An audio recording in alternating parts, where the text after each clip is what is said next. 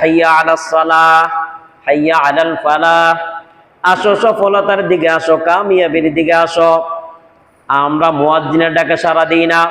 দুনিয়ার ব্যস্ততা এমন ভাবে আমাদেরকে গ্রাস করে নিয়েছে, দুনিয়ার সব কিছু ঠিকঠাক থাকুক, নামাজ চলে যাক, নামাজ পরে পড়া যাবে, ব্যবসা পরে করা যাবে না, জমিনের কাজ পরে করা যাবে, আলাপ আলোচনা পরে করা যাবে, এইটা নয়। আমরা মনে করি নামাজ পরে পড়া যাবে, জমিনের কাজটা শেষ করে নেই, ব্যবসাটা শেষ করে নেই। একটা আলাপ আলোচনায় আমরা বসছি, একটা ঘটনা শুনতেছি, ঘটনার আর মজা থাকবে না, পরে নামাজ পড়ব। এই জন্য আল্লাহর হুকুমকে আমরা পিছনে ফেলে দেই। আল্লাহ বলেন, আমি এই জন্য তোমাদেরকে দুনিয়াতে পাঠাই না। দুনিয়াতে পাঠানোর মাকসাদ উদ্দেশ্য ছিল, দুনিয়াতে যাওয়ার পর তোমাদেরকে আগে থেকে বলে দিয়েছি, দুনিয়াতে যখন যাইবা আবার কিন্তু আমি তোমাদেরকে নিয়ে আসব। অল্প সময়ের জন্য দুনিয়াতে তোমাদেরকে হায়াত দিয়েছি, এই অল্প সময়ের মধ্যে তোমরা নেক আমল করবা, নেক আমল করার পর আমি আবার যখন তোমাদেরকে ডাক দেব আমার কাছে চলে আসতে হবে। কিন্তু এই সময়টা কত সময় এটা আমি কাউকে জানাই না। দুনিয়ার কোনো মানুষকে আমি এই সময়ের সম্পর্কে অবগত করি না, এমন কোন রসুল কেউ না, কোনো নবী কেউ না, কাউকে আমি জানাই না, অলি বুজুর্গ কাউকে আমি জানাই না। তোমার হায়াতটা এত বছর পর্যন্ত তুমি দুনিয়ার মধ্যে থাকবা, তারপর আমি তোমাকে দুনিয়াতে উঠিয়ে নিয়ে আসবো। নবী রাসূল এবং ওলি আউলিয়া গাউস কুতুব কাউকে আমি জানাই না, এই বিষয়টা আমি গোপন রাখছি। কিন্তু আমি এই কথা তোমাদেরকে জানিয়ে দিছি, দুনিয়াতে যাওয়ার পর যখন তোমরা নেক আমল করবে, ভালো কাজ করবে, কল্যাণকর কাজ করবে, ইবাদত বন্দেগী করবে, এই বিষয়ে আমি তোমাদেরকে জিজ্ঞাসা করব, জিজ্ঞাসিত হবে তোমরা দুনিয়াতে যাওয়ার পর এই সময়ের মধ্যে কি পরিমাণ নেক আমল করছো, এটার ব্যাপারে আমি তোমাদেরকে কি করব, সওয়াল জবাব করব। ওয়া আম্মা মান খাফা মাকামা রাব্বি, আল্লাহ বলেন রবের সামনে দাঁড়াইতে হবে। দুনিয়ার মধ্যে তোমাকে আমি যে হায়াত দিয়েছিলাম, এই হায়াতটুকুর মধ্যে কি পরিমাণ নেক আমল করছো, কি পরিমাণ বদ আমল করছো, এই হায়াতটা কোন কাজের জন্য আমি দিয়েছিলাম, কোন কাজের মধ্যে তুমি ব্যয় করছো, এই হিসাব দেওয়ার জন্য আমি রবের সামনে দাঁড়াইতে হবে। রবের সামনে হিসাব দেওয়ার আগ পর্যন্ত হিসাব না দিয়ে এক চুল পরিমাণ এদিক সেদিক তোমরা নড়াচড়া করতে পারবা না। আজকের আমাদের আলোচ্য বিষয় হলো জামাতে নামাজ পড়ার গুরুত্ব এবং ফজিলত। দেখা যায় যে আমরা অনেকে নামাজ পড়ি কিন্তু জামাতের গুরুত্ব নাই। অনেকে নামাজ পড়ি, ওয়াক্তের সময়ের গুরুত্ব নেই। জোহরের নামাজ পড়তেছি আসরে, আসর পড়তেছি মাগরিবে, এরকম ভাবে ফজর পড়তেছি জোহরে। কোনো ওয়াক্তের নামাজ যথা সময় আদায় করি না, আবার জামাতের সাথে আদায় করি না। অনেক সময় চিন্তা করি মাত্র আজান হয়েছে, আরো সময় আছে, জোহরের ওয়াক্ত আরো বহু সময় আছে। এরকম ভাবে জামাতে নামাজ পড়া থেকে আমরা গাফেল হয়ে যাই, উদাসীন হয়ে যাই। আল্লাহ রসুল সাল্লাল্লাহু আলাইহি ওয়াসাল্লামের যুগে সাহাবীরা তারা জামাতের সাথে নামাজ আদায় করতেন। শত ব্যস্ততা, শত কাজ, শত পেরেশানির ভিতরেও তারা জামাত ত্যাগ করতেন না। এই জন্য সাহাবীদের প্রশংসা আল্লাহ তাআলা নিজেও করছেন।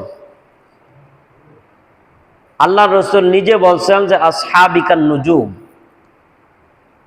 আমার সাহাবীরা হলো আসমানের তারকারাজির মতো। আসমানের তারকার মাঝে যেমন কোনো দোষ নাই, ত্রুটি নাই, খুঁত নাই, আমার সাহাবীরাও এইরকম।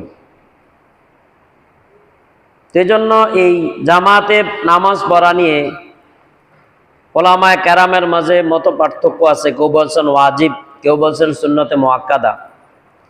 কিন্তু জামাতে নামাজ আদায় করার যে ফজিলত এবং গুরুত্ব, এটার মাঝে পৃথিবীর শুরু থেকে অদ্যাবধি কারো মাঝে কোনো ইখতিলাফ নাই, মত পার্থক্য নাই যে জামাতে নামাজ আদায় করা কি পরিমাণ ফজিলত, কি পরিমাণ নেকি, এর মাঝে সবাই একমত। তা আমরা দেখা যায় অনেক সময় অলসতাবশত, গাফলতির কারণে, অবহেলার কারণে আমরা জামাত ছেড়ে দেই, জামাত আমাদের ছুটে যায়। এমন জটিল ও কঠিন কোনো রোগও না, কোনো কাজও না যেই কারণে আমরা জামাত ছাড়তেছি বা জামাত মিস করতেছি। আল্লাহ রসুল সাল্লাল্লাহু আলাইহি ওয়াসাল্লাম বলেন, পুরুষদের জন্য জামাত মিস করা এটা জটিল অন্যায়। পুরুষরা জামাত মিস করতে পারে না। আল্লাহ রসুলের একটা হাদিস আসছে, আল্লাহ রসুল বলেন যে আমার মন চায়, ইচ্ছা করে যে যুবকদেরকে বলি তোমরা বন থেকে, জঙ্গল থেকে কাঠ সংগ্রহ করে নিয়ে আসো, আর তারা কাঠ নিয়ে আসুক।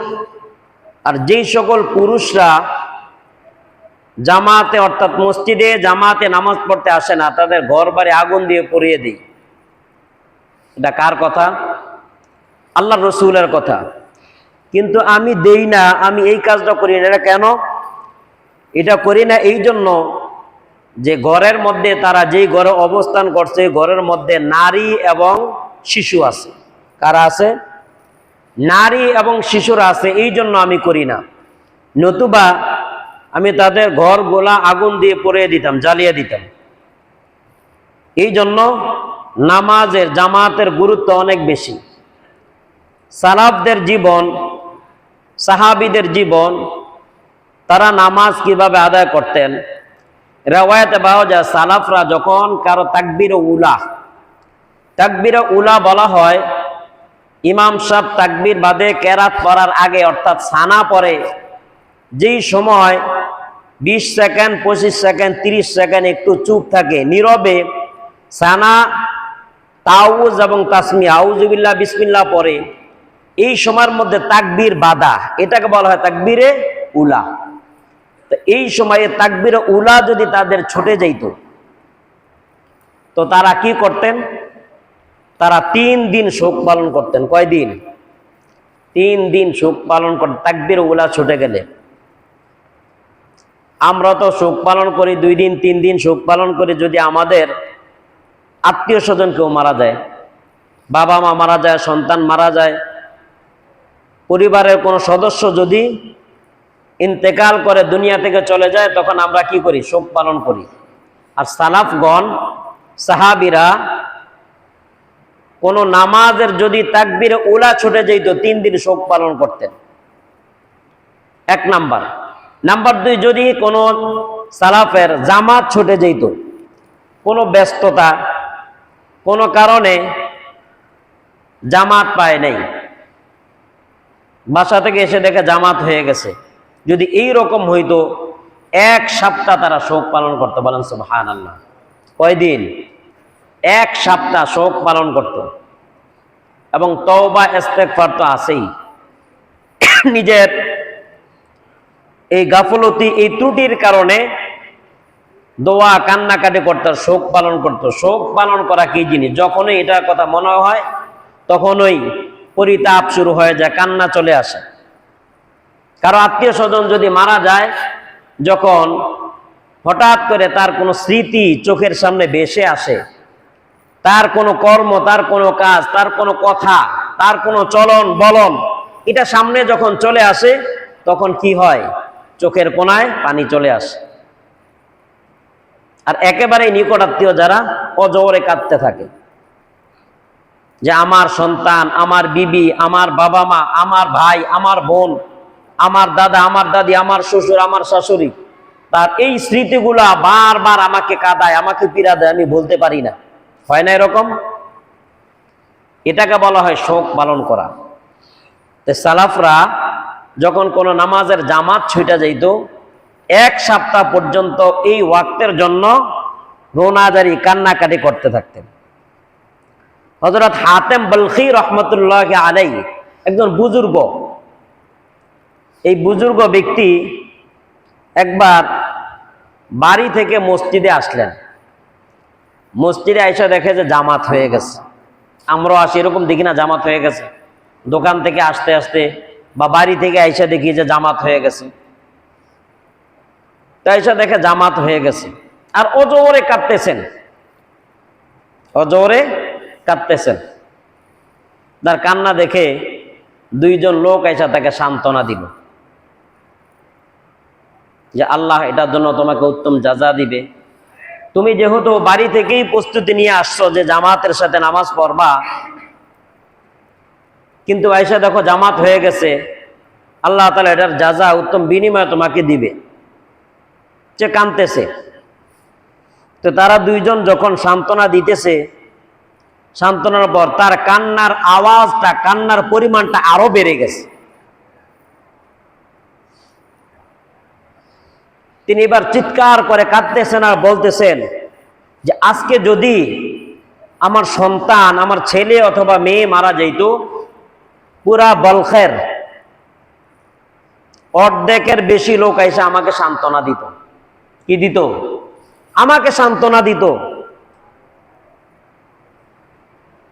আমাকে বুঝাইতো, যাতে করে আমি সবর করি।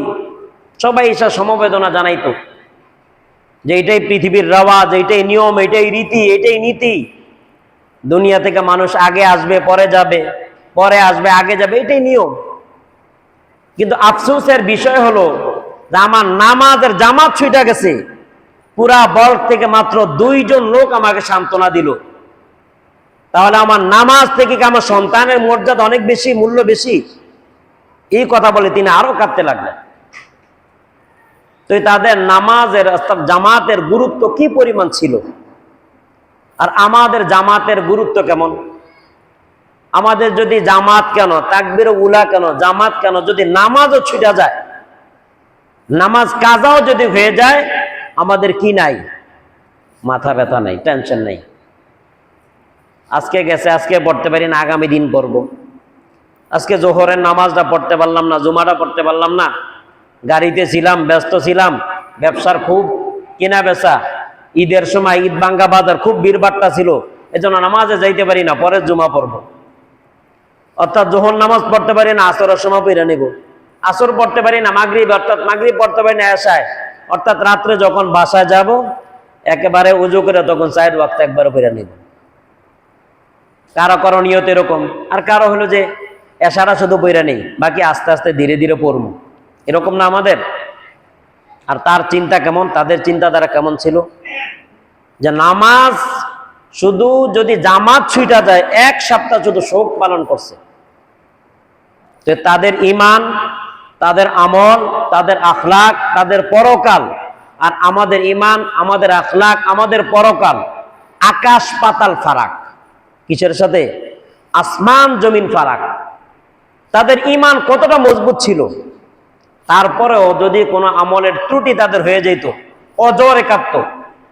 আমাদের দ্বারা যদি কোনো বড় ধরনের নাফরমানি হয়ে যায়, খোদাদ্রোহী কোনো কাজ আমরা করে ফেলি, এমন কথা বা এমন কাজও যদি আমরা করে ফেলি যেটার দ্বারা ঈমান হারা হয়ে যায়, মানুষ কুফুরের মধ্যে পতিত হয়ে যায়, এমন কাজও যদি আমরা করি, আমাদের অন্তরের মধ্যে, দিলের মধ্যে নাড়া দেয় না, আমরা সতর্ক হই না, অ্যালার্ট হই না। তো এই জন্য তাদের জীবন কেমন ছিল? হযরত সাঈদ ইবনে মুসাইয়াব রাদিয়াল্লাহু রাহমাতুল্লাহ আলাইহি বলেন যে আমি বিগত 20 বছর যাবত যে আমার জিন্দেগিতে এমন হয় নাই যে মুয়াজ্জিন আজান দেওয়ার পরে আমি মসজিদে গেছি। কয় বছর? কয় বছর? আমরা 20 দিন বলতে পারবো এরকম? 20 দিন, বছর না। 20 দিনের কথা তো আমরা বলতে পারবো না। বিগত 20 বছর উনি বলতেছেন, যখন এই রেওয়ায়াত, এই তারিখ যখন লেখা হতো, উনি বলেন বিগত 20 বছর ইতিহাসে 5 ওয়াক্ত নামাজ এমন কোনোদিন হয় নাই যে মুয়াজ্জিন আজান দিছে, আজানের পরে আমি মসজিদে প্রবেশ করছি। কয় বছর? কয় বছর? 20 বছর। আর আমরা আমাদের কর্মব্যস্ততা এতই বেশি, আজান তো দূরের কথা, মুয়াজ্জিন ডাকা যে কিছু হিসাব দিলাম, ঠিক আছে, বাকি হিসাব পরে দিব, আজকে যাই, এরকম সুযোগ আছে? দোকানদারের কাছে গেছে, ডাক দিছে, ভাই আপনারা অনেকদিন পরে দেখলাম, তো এদিকে আসেন। কি ভাই, আপনি তো আমার দোকানতে বাকি নিছিলেন। কি নিছেন? বাকি নিছেন। এখন তো মাশাআল্লাহ দেখি অন্য দোকানতে সদাই খাইতেছেন, বা বহুদিন পরে আপনাকে দেখলাম, আমার যে বাকি হিসাবটা আছে, এটা হিসাবটা একটু মজায় যান, শেষ করে যান, হিসাবটা শেষ করেন, বলে না? ঠিক আছে, আমি এখন আসছি, আজকে মাত্র আসলাম, পরে আপনার সাথে বুঝবো, আপনার হিসাব পরে দেখবো, এরকম সুযোগ আছে? আল্লাহ বলেন একটা চুল পরিমাণ, যে চোখে আমরা বারবার যে চোখ নাড়া দিই পাপড়ি পরে, একবার নাড়া দেওয়ার সুযোগ স্কোপ তার থাকবে না আল্লাহ তাআলা যখন ধরবেন, যে ঠিক আছে আল্লাহ পরে দিতে আসি, মাথার একটু গরম ঠান্ডা হয়ে এলো, খিদা লাগছে খাবার খাইয়া নেই, পিপাসা লাগছে পানি পান করে নেই, সুযোগ আছে? আল্লাহ বলেন না, চোখটা যে বন্ধ করে খুলবে এই সুযোগটা পর্যন্ত আমি তাকে দিব না, যখন হিসাবের জন্য আমি তাকে পাকড়াও করব। এই জন্য সর্ব অবস্থায় মৃত্যুর জন্য তৈরি থাকা। রব আমাদেরকে যে দুনিয়াতে পাঠাইলেন, কেন পাঠাইলেন? আবার যে ডাক দিয়ে নিয়ে যাবেন, নেওয়ার পর কি করবেন? আমাদের সাথে রবের মুআমালাত কেমন হবে? রব কেন পাঠাইলেন? কি চান আমার কাছে? মাকসাদ কি, উদ্দেশ্য কি? দুনিয়া থেকে যাওয়ার পর কি করবেন? যখন আমাকে সমাহিত করা হবে, কবর দেওয়া হবে, মাটিতে পচে গলে আমার লাশটা শেষ হয়ে যাবে, আমার শরীরের গোস্তগুলা মাটি খেয়ে ফেলবে, পোকামাকড় খেয়ে ফেলবে, হাড়গুলা মাটির সাথে মিশে এতটুকু শেষ? আল্লাহ বলেন না, এটা তো ইন্তেকাল, এটা স্থানান্তর হয়েছে। যদি তোমার এই দেহের মধ্যে রূহ থাকতো, আত্মা থাকতো, তোমাকে মাটির নিচে কেউ দিতে পারতো না, দিত না। এই জন্য রূহটাকে আমি নিয়ে নিছি। সবাই না চাইলো, পরিবারের সন্তান, বিবি, বাবা মা কেউ না চাইলো তোমাকে সমাহিত করবে, কবর দিবে, এই জন্য ইন্তেকাল করছি। জাস্ট এটা স্থানান্তর। ওই জায়গা যাওয়ার পর এবার তোমার হিসাব শুরু। এই জন্য নামাজের প্রতি গুরুত্ব বেশি দেওয়া, জামাতের সাথে গুরুত্ব বেশি দেওয়া। জামাতে যারা অংশগ্রহণ করে, আল্লাহ তাআলা ওই জামাতে যারা নামাজ পড়ে তাদের ব্যাপারে প্রশংসা করছেন। কি করছেন? প্রশংসা করছেন। কারণ দুনিয়ার বিভিন্ন ঝামেলা, ব্যবসা বাণিজ্য সব কিছু রেখা আজান যখন দেয়, মুয়াজ্জিন যখন ডাকে, জামাতে চলে আসে। আল্লাহ তাআলা কোরআনে বলেন, রিজালুল লা তুলহিহিম তিজারাতু ওয়ালা বাইউন আন যিকরিল্লাহ ওয়া ইকামিস সালাতি ওয়া ইতাইজ যাকাহ ইয়াখাফুনা ইয়াওমান তাতাকাল্লাবু ফীহিল আবসার। রিজালুল লা তুলহিহিম তিজারা, তারা হলো এমন লোক যারা ব্যবসা বাণিজ্য করতেছে। তিজারা মানে ব্যবসা করা, বাণিজ্য ক্রয় বিক্রয় করা। রিজালুল লা তুলহিহিম তিজারাতুন ওয়ালা বাইউন আন যিকরিল্লাহ, ক্রয় বিক্রয় করতেছে, ব্যবসা বাণিজ্য করে, ক্রয় বিক্রয় করে, চাকরি বাকরি করে, কৃষি খামার করে, বিভিন্ন চাকরি করে, পেশায় নিয়োজিত কাজ করার মধ্যে আছে। আল্লাহ বলেন তারা হলো এমন লোক, এত কিছু করার পর যখন জিকিরের জন্য ডাকা হয়, আন যিকরিল্লাহ, আল্লাহর জিকিরের সময় যখন আসে, আল্লাহর স্মরণ যখন আসে, মুয়াজ্জিন যখন ডাকে তাকে নামাজের জন্য, মুয়াজ্জিন যখন তাকে ডাকে হাইয়া আলাস সালাহ, আসো তুমি সফলতার দিকে আসো, হাইয়া আলাল ফালাহ, আসো তুমি কামিয়াবির দিকে আসো, তোমার বিজয়ের দিকে আসো, তোমার নাজাতের দিকে আসো। মুয়াজ্জিন যখন ডাকে, যখন আল্লাহর জিকিরের দিকে তাদেরকে আহ্বান করা হয়, ওয়া ইকামিস সালাহ বলে নামাজ কায়েম করো, সব কিছু তারা ছেড়ে দিয়ে এবার নামাজ কায়েম করার জন্য চলে আসে। শুধু নিজে একা নামাজ পড়ে এটাই না, নিজে নামাজ পড়ে, পরিবারের পরিজন লোকজনকে নামাজ পড়ায়, সন্তানদেরকে নামাজ পড়ার জন্য আদেশ করে, তার অধীনস্থ লোকদেরকে নামাজ পড়ার কথা বলে। শুধু সে একাই নামাজ পড়ে এমন না। ওয়া ইকামিস সালাতি ওয়া ইতাইজ যাকাহ, তে সম্পদ দিয়েছে আমি, মাল সম্পদের মালিক যখন হয়, মাল সম্পদের মালিক যখন হয়, নেশাব পরিমাণ সম্পদের মালিক যখন হয়, আর এই নেশাব যখন 1 বছর পূর্ণ হয়, মালের গুণে গুণে হিসাব করে সে যাকাত আদায় করে। ওয়া ইতাইজ যাকাহ, যাকাত আদায় করে। যত ব্যস্ততাই থাক, তার ব্যস্ততার মাঝে আল্লাহর স্মরণ যখন সময় আসে, আল্লাহর জিকিরের সময় যখন আসে, নামাজের সময় যখন আসে, যাকাতের সময় যখন আসে, রোজার সময় যখন আসে, আল্লাহ তাআলার হুকুমের জন্য যখন তাদেরকে আহ্বান করা হয়, ডাকা হয়, কোন হুকুমের মধ্যে তারা তাদের ওই কাজকে প্রাধান্য দেয় না। কোন বিষয়ে যে তাদের ব্যবসা বাণিজ্য, ক্রয় বিক্রয়, চাকরি বাকরি, ওইটাকে অগ্রাধিকার দেয় না। দেয় কোনটাকে? আল্লাহর হুকুমকে। ইয়াখাফুনা ইয়াওমান তাতাকাল্লাবু ফীহিল আবসার, এত কিছুকে তারা প্রাধান্য কেন দেয় না? সব কিছুকে তারা পিছনে রেখে রবের হুকুমকে কেন প্রাধান্য দেয়? ইয়াখাফুনা ইয়াওমান তাতাকাল্লাবু ফীহিল আবসার, এই জন্য তারা রবের হুকুমকে প্রাধান্য দেয়। পরকালে কিছুদিন পর দুনিয়ার মাঝে এখন তার শক্তি আছে, এমন হইতে পারে এক মিনিট পরে তার রূহ চলে যাবে, এমন হইতে পারে 1 বছর পর তার রূহ চলে যাবে, এমন হইতে পারে 1 সপ্তাহের মধ্যে সে নিস্তেজ হয়ে যাবে, শরীরের শক্তি কমে যাবে। ইয়াখাফুনা, তার ভয় হলো ইয়াওমান তাতাখাল্লাবু ফীহিল আবসার, রবের সামনে আমাকে দাঁড়াইতে হবে, রবের সামনে আমাকে হিসাব দিতে হবে, এমন ভাবে রবের সামনে দাঁড়াইতে হবে যেই সময় আমার চক্ষু থাকবে না, আমার চক্ষুকে বন্ধ করে দেওয়া হবে, চক্ষু দিয়ে আমি কোনো দেখতেও পারবো না, মুখ দিয়ে কোনো কিছু বলতেও পারবো না, আমার সর্বশক্তি সব শেষ হয়ে যাবে। রবের সামনে আমাকে দাঁড়াইতে হবে, যেই সময় আমি রবের সামনে দাঁড়াবো, ওই দাঁড়ানোর সময় রব আমাকে জিজ্ঞাসা করবে আমার পরকালের আমল সম্পর্কে। দুনিয়াতে যেই আমল করেছিলাম এই আমল সম্পর্কে আমাকে পরকালে জিজ্ঞাসা করবে। ওয়াকিমুস সালাতা ওয়া আতুজ যাকাহ ওয়ারকাউ মার রাকিঈন, তোমরা নামাজ কায়েম করো, যাকাত আদায় করো এবং রুকুকারীদের সাথে রুকু করো, যারা জামাতের সাথে নামাজ পড়ে তাদের সাথে নামাজ আদায় করো। সাহাবায়ে কেরাম রাদিয়াল্লাহু তাআলা আনহুম আজমাইন, তারা জামাত ছাড়তেন না, শত ব্যস্ততা শত কাজের মধ্যে। সাহাবায়ে কেরাম রাদিয়াল্লাহু তাআলা আনহুমের ব্যাপারে হাদিসে আসছে, তারা যখন বনের কাঠ কাটতে যেতেন, কুঠার দিয়ে যখন কাঠ কাটতেন, কুঠার যখন উপরে তুলতেন কাঠ কাটার জন্য, মুয়াজ্জিন যখন আল্লাহু আকবার বলে আহ্বান করলো, মুয়াজ্জিন আল্লাহু আকবার বলার পর উপর থেকে কুঠার পিছনে ছেড়ে দিয়েছে, সামনে আর আনেন নাই। কি করেন নাই? সামনে আর আনেন নাই। কেন সামনে আনেন নাই?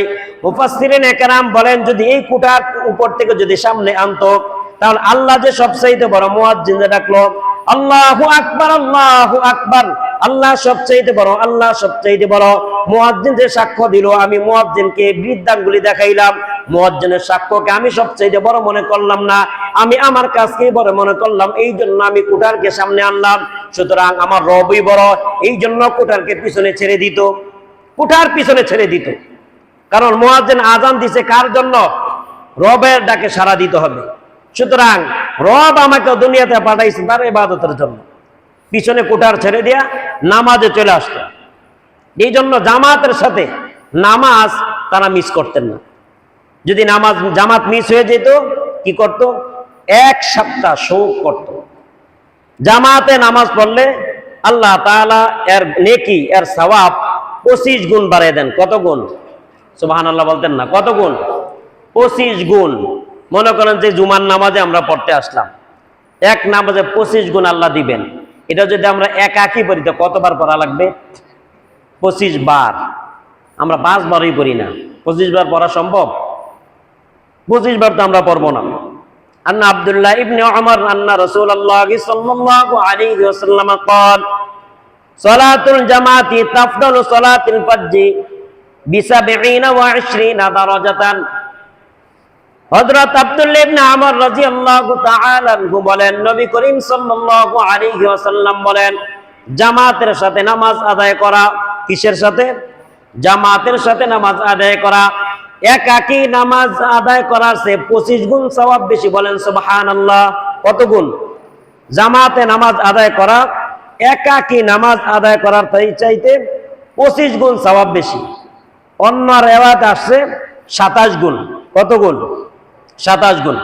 এক রিওয়ায়াতে 27, এক রিওয়ায়াতে 25 গুণ, দুইটাই আছে। তো নামাজ জামাতের সাথে পড়লে দুইটারই অস্বীকার করার কোনো কি নাই, সুযোগ নাই। النافع فقال سمعت أبا هريرة يقول قال رسول الله صلى الله عليه وسلم صلاة مع الإمام أفضل من 25 صلاة يصليها وحده। হযরত আবু হুরায়রা রাদিয়াল্লাহু তাআলা আনহু হাদিস, নবী করিম সাল্লাল্লাহু আলাইহি ওয়াসাল্লাম বলেন, যদি কোনো ব্যক্তি ইমামের সাথে জামাতের সাথে নামাজ আদায় করে, কার সাথে? ইমামের সাথে জামাতের সাথে নামাজ আদায় করে, আল্লাহ তাআলা তার আমল নামায় ওই ব্যক্তিকে এক নামাজে 25 গুণ, 25 নামাজের নেকি দিয়ে দেন। বলেন সুবহানাল্লাহ। মুফাসসিরিনে কেরাম হাদিসের ব্যাখ্যা বলেন, এই 25 গুণ কিভাবে হয়?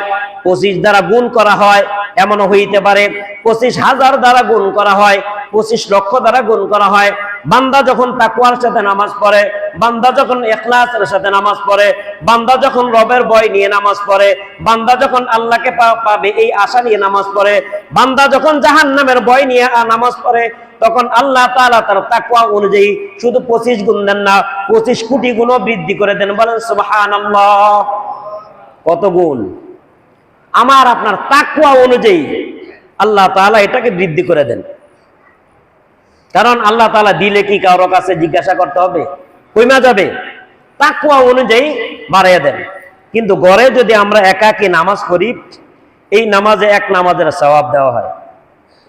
যেদিন আল্লাহ তাআলার ছায়া ব্যতীত, অর্থাৎ আরশের নিচে আল্লাহ ছায়া ব্যতীত আর কোনো ছায়া থাকবে না, ওই দিন আল্লাহ তাআলা এই নামাজি ব্যক্তিকে আরশের নিচে ছায়া দিবেন। عن ابي هريره رضي الله تعالى عنه قال قال رسول الله صلى الله عليه وسلم سبعة يظلهم الله في ظله يوم لا ظل الا ظله। 7 শ্রেণীর লোকদেরকে আল্লাহ তাআলা আরশের নিচে ছায়া দিবেন, যেই দিন আল্লাহ তাআলার আরশের ছায়া ব্যতীত অন্য কোনো ছায়া থাকবে না। আল্লাহ তাআলার আরশের ছায়া ব্যতীত ভিন্ন কোনো ছায়া থাকবে না, একটাই ছায়া, আরশের ছায়া। এই আরশের ছায়ার নিচে 7 শ্রেণীর লোকদেরকে আল্লাহ তাআলা কি দিবেন? আশ্রয় দিবেন, ছায়া দিবেন। কাদেরকে? 1 নাম্বার, ইমামুন আদিল, ন্যায় পরায়ণ বাদশা, যিনি ইনসাফের সাথে দেশ পরিচালনা করে, ইনসাফের সাথে বিচার কার্য সম্পন্ন করে, মানুষের প্রতি ইনসাফ করে, ভাই ভাইয়ের প্রতি ইনসাফ করে, পিতা সন্তানের প্রতি ইনসাফ করে, ভাই বোনের প্রতি ইনসাফ করে, বোন ভাইয়ের প্রতি ইনসাফ করে, সমাজের প্রতিনিধিরা সমাজের লোকদের প্রতি ইনসাফ করে। এই ইমামুন আদিল, ন্যায় পরায়ণ যেই ব্যক্তি, ওই ব্যক্তিকে আল্লাহ তাআলা আরশের নিচে ছায়া দিবেন। ন্যায় পরায়ণ মুফাসসিরিনে কেরাম লেখেন, ন্যায় পরায়ণ বাদশা, তাকে আল্লাহ তাআলা আরশের নিচে ছায়া দিবেন। ন্যায় পরায়ণ বাবা মা, তাকে আল্লাহ তাআলা আরশের নিচে ছায়া দিবেন। ন্যায় পরায়ণ ভাই বোন, তাদেরকে আল্লাহ তাআলা আরশের নিচে ছায়া দিবেন। ন্যায় পরায়ণ সমাজের প্রতিনিধি, তাদেরকে আল্লাহ তাআলা আরশের নিচে ছায়া দিবেন। ন্যায় পরায়ণ বিচারক, তাদেরকে আল্লাহ তাআলা আরশের নিচে ছায়া দিবেন। এই শ্রেণীর লোকজন যদি ন্যায় পরায়ণ না হয়, যদি তারা ইনসাফ না করে, যদি মানুষের উপর জুলুম করে, আরশের নিচে আল্লাহ তাআলা তাদেরকে ছায়া দিবেন না। 2 নম্বর, ওয়াশাবুন নাশা ফি ইবাদাতিল্লাহ, ওই যুবক, যেই যুবক তার ছোটকাল থেকেই তার যৌবনকে এইভাবে লালন করতেছে, পালন করতেছে, তে নামাজের প্রতি অনুসরণীয়, ধর্মীয় গুণের মধ্যে সে অনুসরণীয়, ধর্মের যত বিধিবিধান, ধর্মের যত কাজকর্ম আছে সঠিকভাবে সঠিক নিয়মে সে পালন করে, ধর্মের মাঝে কোনো কাজ করতে গিয়ে সে অবজ্ঞা করে না। ওয়াশাবুন নাশা ফি ইবাদাতিল্লাহ, সে ধর্মের ইবাদত বন্দেগী করার জন্য, ইসলামকে পরিপূর্ণভাবে পালন করার জন্য নেশার মতো হয়ে গেছে। কখন মুয়াজ্জিন আজান দিবে তার কান মসজিদের সাথে ঝুলতে থাকে, কখন ধর্মের জন্য, কোন ঈমান আমলের জন্য রোজার ডাক কখন আসে, যাকাতের ডাক কখন আসে, পর্দার বিধান কখন আসে, কোন জায়গায় দ্বীনি আলোচনা হয়, কোন জায়গায় দ্বীনি কথা হয়, কোন জায়গায় জিকির হয়, কোন জায়গায় দোয়া হয়, এই বিষয়গুলো সে স্মরণ রাখে। যখনই কোনো আমলের কাজ আছে সে ওই আমলের মধ্যে অংশগ্রহণ করে। এটা তার নেশার মতো হয়ে গেছে। ওয়াশাবুন নাশা ফি ইবাদাতিল্লাহ ওয়া রাজুলুন কলবুহু মুআল্লাকুন ফিল মাসাজিদ। 3 নাম্বার হলো ওই ব্যক্তি যার অন্তরটা মসজিদের সাথে ঝুলে থাকে। বলেন সুবহানাল্লাহ। কিসের সাথে? মসজিদের সাথে। মুফাসসিরিনে কেরাম লেখেন, মসজিদের মধ্যে ফ্যান যেভাবে ঝুলা থাকে, ফ্যানটা ঝুলা রয়েছে, অপেক্ষা আছে কখন এই সুইচের মধ্যে টিপ দেওয়া হবে, এটা ঘোরা শুরু হবে, হয় না এরকম? এই যে ফ্যান, মুসল্লি আসার আগে সবই বন্ধ ছিল, আসার পরে যখনই টিপ দিছে চলা শুরু। ওই ব্যক্তির অন্তরটা এমন থাকে যে মসজিদের দিকে তার কানটা খাড়া থাকে, মুয়াজ্জিন কখন আল্লাহু আকবার বললে সে তার কাজ ছেড়ে মসজিদে চলে আসবে। নামাজের সময় কখন হয়, ওয়াক্ত হলেই সে আযানের ওয়াক্তে সে মসজিদে চলে আসে। ওয়ারাজুলুন কলবুহু মুআল্লাকুন ফিল মাসাজিদ, ওই ব্যক্তি যার অন্তর মসজিদের সাথে ঝুলে থাকে। মুফাসসিরিনে কেরাম বলেন, মসজিদের সাথে ঝুলে থাকার অর্থ হলো কখন নামাজ হবে, কখন আজান দেবে, কখন ইবাদত বন্দেগী করবে। দৈনিক মুয়াজ্জিন 5 বার ডাকে, সে 5 বার মসজিদে আসে, যদি তার সম্ভব হয় আরো বেশি আসে।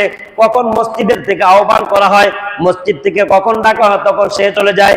এই ব্যক্তির জন্য কাল হাসরের ময়দানে, যেদিন আল্লাহ তাআলার আরশের ছায়া ব্যতীত আর কোনো ছায়া থাকবে না, ওই দিন আল্লাহ তাআলা এই বান্দাদেরকে ছায়া দিবেন। বলেন সুবহানাল্লাহ। আর কোনো ছায়া নাই। একটাই ছায়া, দৌড়াইতে থাকবে মানুষ। ফাইদা জাতিস সাখা ইয়াউমা ইয়াফিরুল মারউ মিন আখি ওয়া উম্মিহি ওয়া আবি ওয়া সাহিবাতিহি ওয়া বানি, দৌড়াইতে থাকবে চতুর্দিকে। কোন জায়গায় যাওয়ার পর সে আশ্রয় পাবে না। নেকির জন্য ছুটবে, কেউ দিবে না। ছায়ার জন্য ছুটবে, কেউ ছায়া দিবে না। কোন জায়গায় ছায়া নাই, একটাই ছায়া, সেটা কি? আল্লাহ তাআলার আরশের ছায়া। এই ছায়ায় ওই দিন এই ব্যক্তি যে যার অন্তরটা মসজিদের সাথে ঝুলেছিল, জামাতের সাথে যে নামাজ আদায় করত, কখন মুয়াজ্জিন ডাকবে চলে আসতো, ওই ব্যক্তিকে আল্লাহ তাআলা কি করবেন? আরশের নিচে ছায়া দিবেন। এই জন্য আল্লাহ পাক যেন আমাদেরকে ওই জামাতে নামাজ আদায়কারীর মধ্যে শামিল করেন না, বলেন আমিন। এজন্য জামাতের সাথে নামাজ আদায় করা। অন্য হাদিসে আসছে অরজুলুন মুআল্লাকুন বিল মাসাজিদ ইজা খারাজা মিনহু হাত্তা ইয়াউদু ইলাইহি, অন্তরটা এমন ভাবে তার মসজিদের সাথে ঝুলা রয়েছে, মসজিদ থেকে যোহর নামাজ পড়ে বের হইছে, বের হওয়ার পর হাত্তা ইয়াউদু ইলাইহি, আবার কখন ফিরে আসবে এই জায়গায়, এই চিন্তা আছে। কখন আসরের সময় হয়, কখন আসরের আজান দিবে মুয়াজ্জিন, আবার মসজিদে আসতে হবে, আসর নামাজ পড়ে আবার বের হইছে। কাজ আছে না? কাজকর্ম করতেছে না?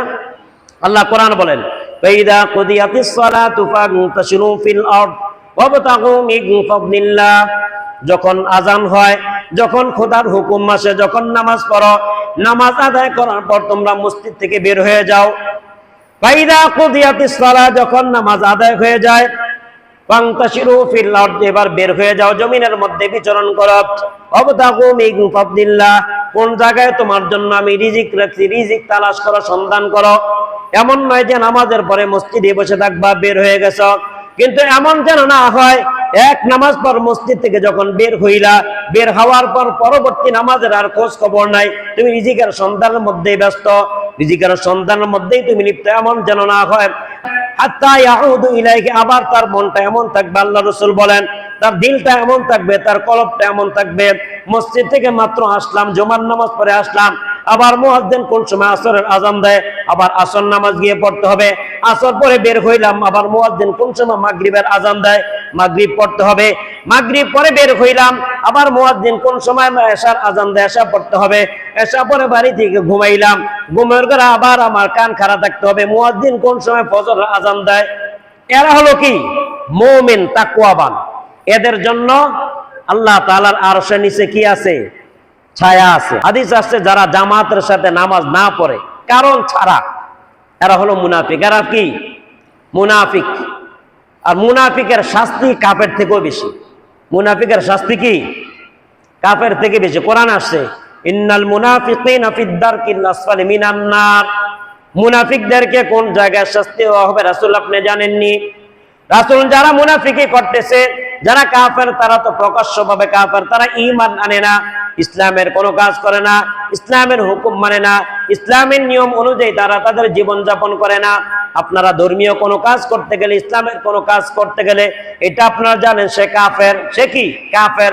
কিন্তু মুনাফিক যারা, তাকে চেনা যায় না। এক হাদিস আসছে আল্লাহ রাসূল সাল্লাল্লাহু আলাইহি ওয়াসাল্লাম ফজর নামাজ আদায় করার পর সাহাবীদেরকে জিজ্ঞাসা করলেন, ও আমার সাহাবীরা, অমুক ব্যক্তি আসছে কিনা? আল্লাহর সাহাবীরা বললেন না, অমুক ব্যক্তি আসে না। আবার জিজ্ঞাসা করলেন, অমুক আসছে কিনা? বললেন না, অমুক আসে না। আবার জিজ্ঞাসা করলেন, অমুক আসছে কিনা? আল্লাহ বলেন না, অমুক আসে না। আল্লাহ রাসূল বলেন যারা মুনাফিক, যারা কি? মুনাফিক, তারা এশা এবং ফজর নামাজ তারা জামাতের সাথে পড়তে পারে না। এশা এবং ফজর কি করতে পারে না? জামাতের সাথে পড়তে পারে না। এজন্য আল্লাহ পাক আমাদেরকে জামাতের সাথে যেন আদায় করতে পারে সেই তৌফিক দান করে, বলেন আমিন। আল্লাহ রাসূল সাল্লাল্লাহু আলাইহি ওয়াসাল্লামের আরেকটা হাদিস আসছে, যখন কোন ব্যক্তি বাসা থেকে, ঘর থেকে ওযু করে, পবিত্রতা অর্জন করে মসজিদে আসার উদ্দেশ্যে বের হয়। কোথায়? মসজিদে আসার উদ্দেশ্যে বের হয়। সে যখন কদম ফেলে, প্রতি কদমে আল্লাহ তাআলা তার একটা করে গুনাহ মাফ করে দেন, বলেন সুবহানাল্লাহ। শুধু এটাই শেষ না, একটা করে মর্যাদা আল্লাহ তাআলার দরবারে তার জন্য বুলন্দ হইতে থাকে, বলেন সুবহানাল্লাহ।